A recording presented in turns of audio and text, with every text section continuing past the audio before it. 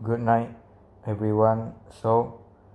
My name is Nicholas Davidson from 12 Science D. I want to tell you the story about Cinderella. Enjoy.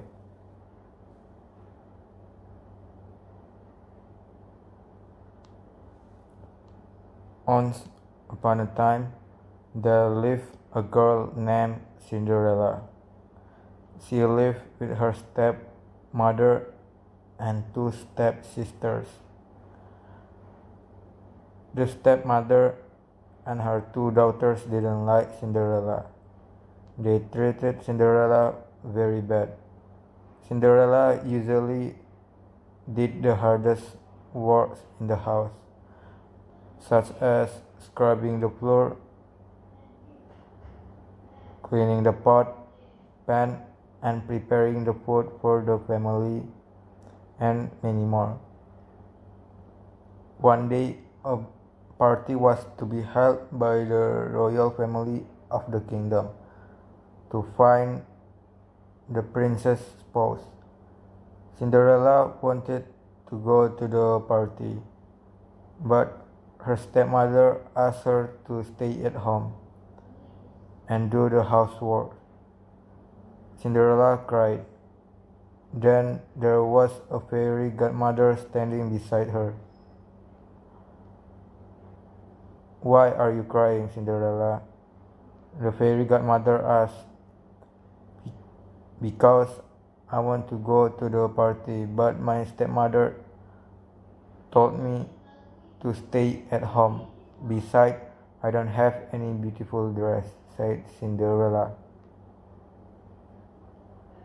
Then the fairy turned Cinderella's ugly dress, became the most beautiful dress, and with beautiful slippers.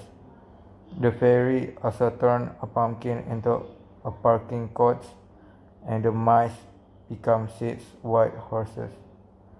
Cinderella finally could go to the party, but she had to come back before midnight, before the spell ended. At the party, Cinderella amazed everybody, including the prince. The prince asked her to dance. Cinderella had a wonderful time with the prince. But all of a sudden, she heard the sound of a clock. Remembered what the fairy had said. Cinderella ran back to go home, but she lost one of her slippers in the party. The prince picked up her slipper and would search for the girl whose foot fitted with the slipper. A few days later, the prince proclaimed that he would marry the girl whose feet fitted the slipper. Her stepsisters tried on the slipper, but it was too small for them, no matter how hard they squeezed their toes into it. In the end, the king's soldier let Cinderella try on the slipper. She stuck out her foot and the page slipped the slipper on. It fitted perfectly. Finally, she was driven to the castle. The prince was overjoyed to see her again. They were married and lived happily ever after.